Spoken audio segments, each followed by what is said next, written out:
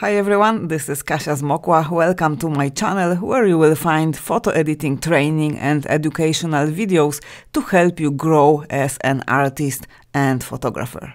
In today's video, I'm going to show you how you can add objects into your image inside Capture One with the clone tool. So this is our starting point. We have some of these leaves falling down from the trees, but they are centered here in the frame. So to improve the composition, I've been working with the clone tool and I have added few more to create a more dynamic composition to draw the viewer's attention to the image and to improve composition to balance out this image. So this is before, and this is what we are going to be doing in today's video.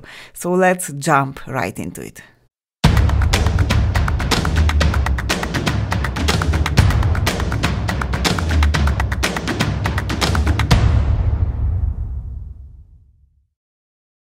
Okay, before we jump into the workflow, before we start working with the clone tool, I want to point out the biggest differences between the clone and the healing tool. So first of all, when you are working with the healing brush, Capture One automatically defines the source point of the healing area for you.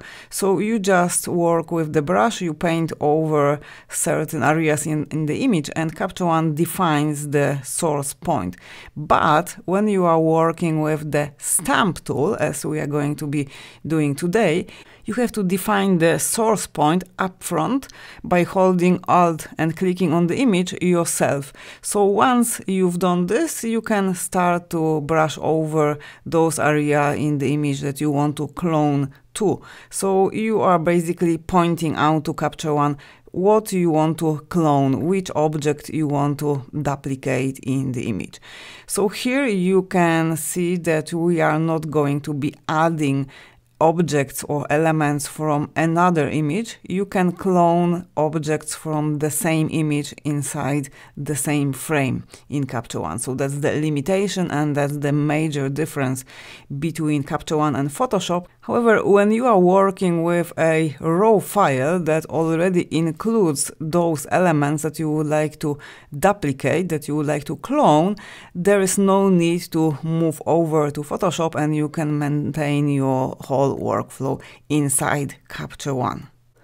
So as I just mentioned, the healing tool will create the source point automatically for you, and when you are working with this tool, this brush will try to blend color and texture from the source into the target area. And the clone tool works in a more simple way. So when you are cloning details, basically this tool will just take the details from the source point and it will clone them into the new area without altering them at all. So this is my original scene. This is the raw file, and as you can see here, I have cloned some of these elements both from the left and from the right hand side of the image. So basically the difficult part when you are working on naturally looking image is that you want to maintain this natural look. You don't want to make it obvious that there are cloned elements inside the image.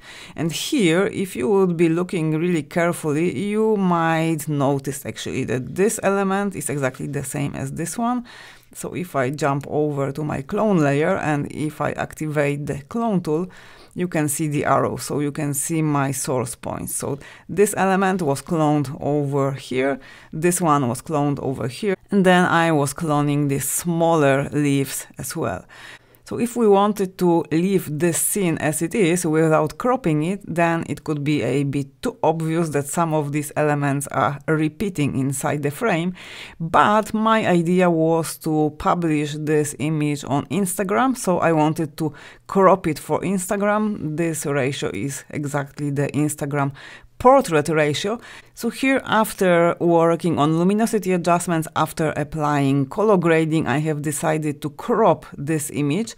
And after cropping, I have noticed that I need to balance my composition because, first of all, those leaves are not recognizable. You might say that these are butterflies or birds or maybe just some dust spot on the camera lens.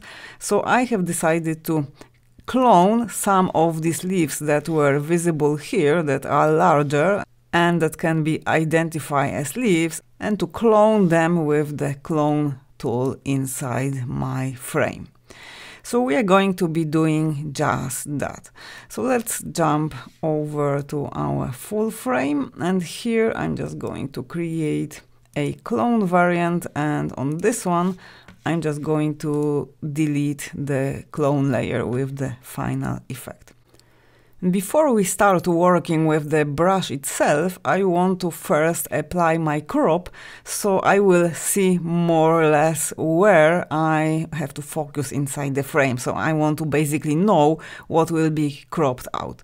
So I'm just going to use my crop tool, and here I have my preset Instagram portrait. So I'm just going to quickly apply this crop to my image, and this will be the version that I will be looking at when cloning. So let's just make it a bit taller, and okay, something like this will work perfectly. So this is my crop for Instagram. So this is my crop, but now I can't see the leaves that I want to clone inside the frame. So basically I need to create another clone variant. On this one I want to reset the crop. So just select the crop tool, right click on the image and reset the tool.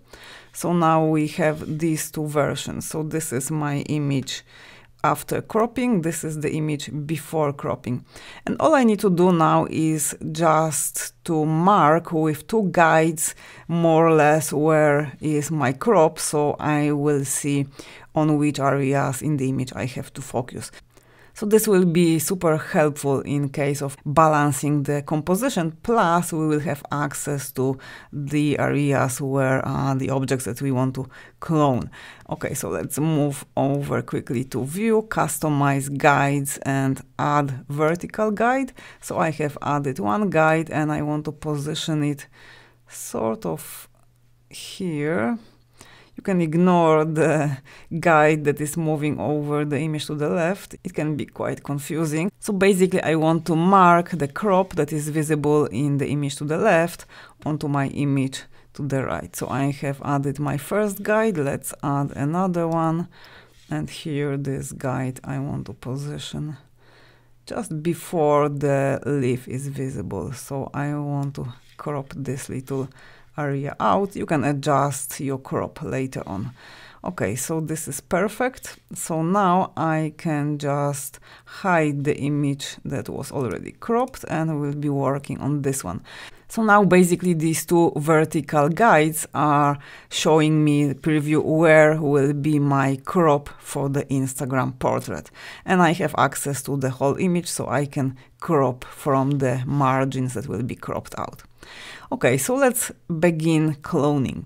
So first of all, let's pick our tool, and after doing that, let's adjust size of the brush. So to do this, let's right click on the image, and here you can adjust size of the brush, you can adjust hardness, opacity and flow. So when it comes to hardness, I want to go for 0.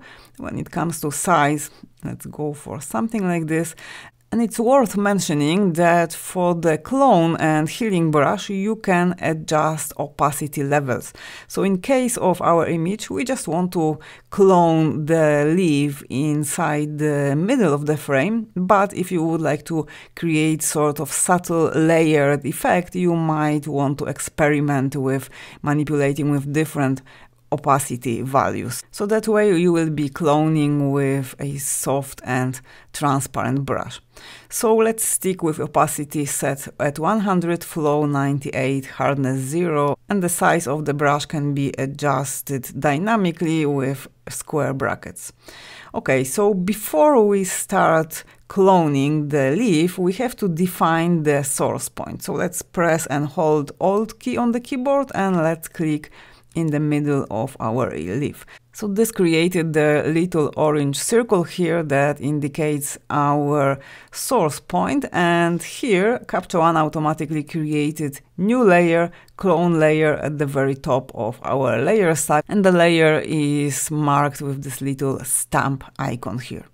Okay, so we have our source point. Now we have to show where do we want to clone this object inside the frame. So I want to clone this leaf onto my path. So from the area that is outside my crop, let's just paint the leaf here.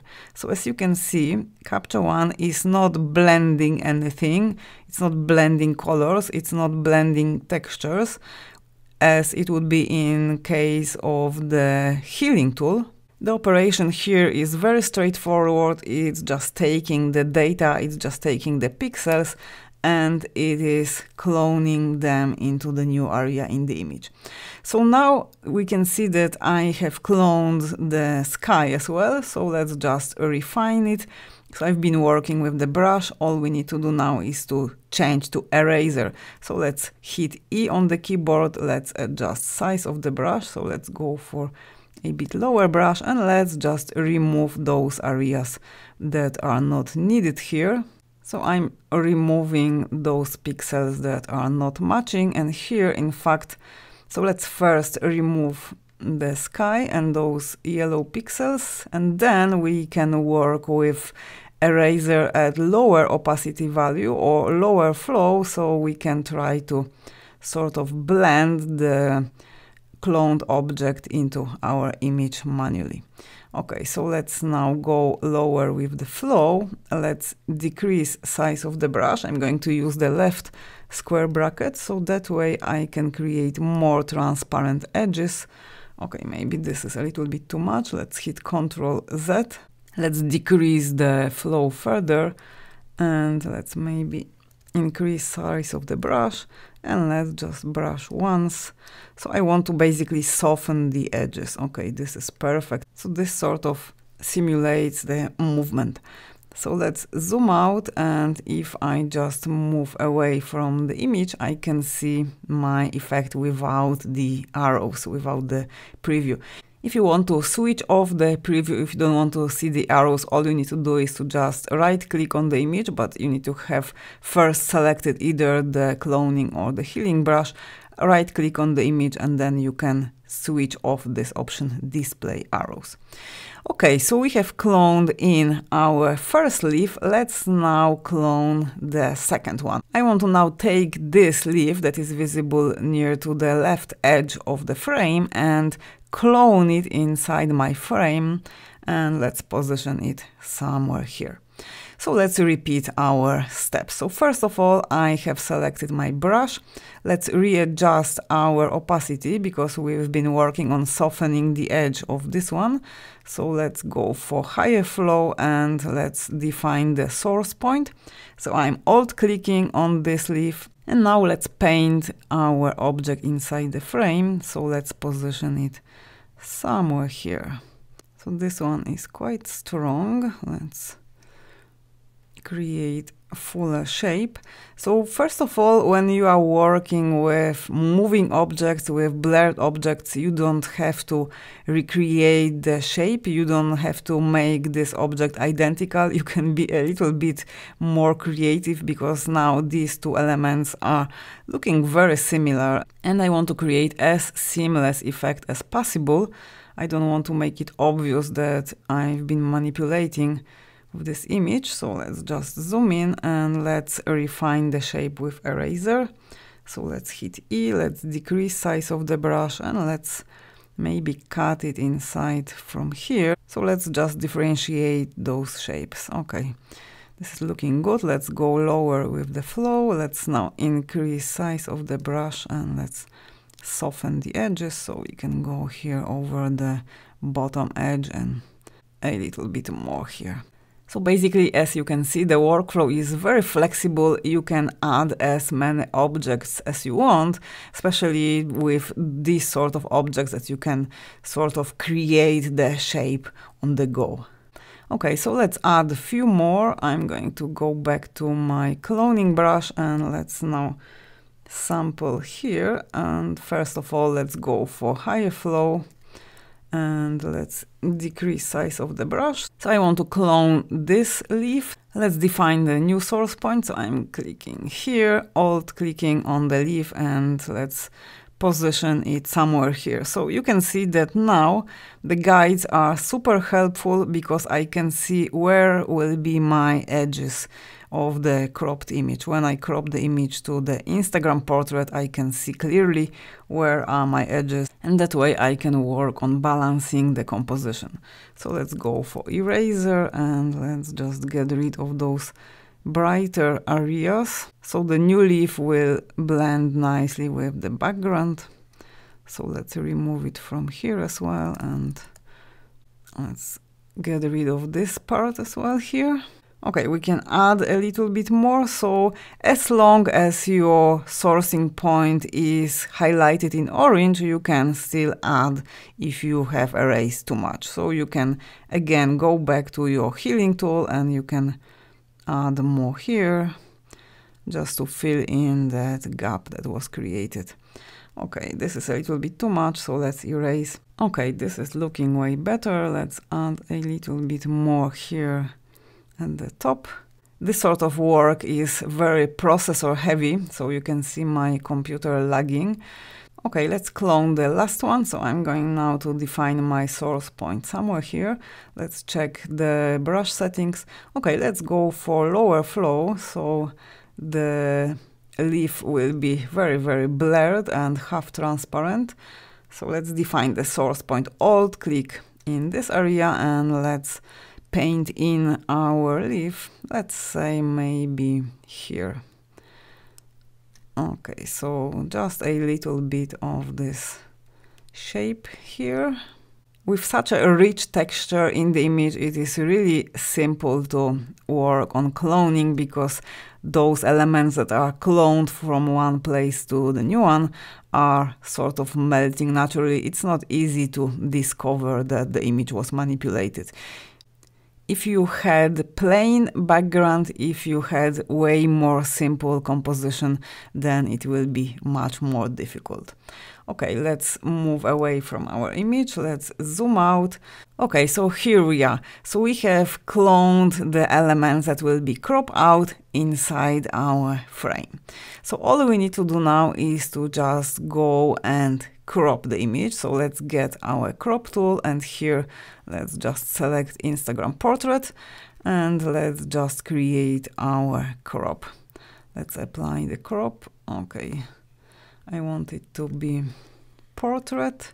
Let's position it in the middle. You can see that after I have cropped, the guides got adjusted, got aligned with the crop, which is not helpful anymore. So let's just get rid of the guides. So we need to go here and just untick the guides so they are not visible anymore. So this is how the image is going to look like after cropping. The crop can be readjusted at any point. So you just need to pick the crop tool and then you can move it. So basically here I want the path to be centered and I want to avoid having this part inside the image because it's not helping. So I want to have those leaves that I have cloned into my image, and that way I have created a very dynamic composition. So with these new leaves I have leading inlines that are drawing viewers' attention inside the image. If you're getting value from my videos, I will be super happy if you leave me a like on this video, if you leave me a thumbs up, if you comment on this video, and of course if you subscribe to my channel and hit the bell button. So this is our final result, and let's just switch off our clone layer. So this is our image before working with the clone tool, and this is our final result after cloning in some objects from other areas of the image to the middle of the composition. Thank you very much for watching. I hope you will find these techniques useful when you are working on your own images and you will start incorporating the clone tool into your workflow. So thanks again, and I will see you soon in the next video.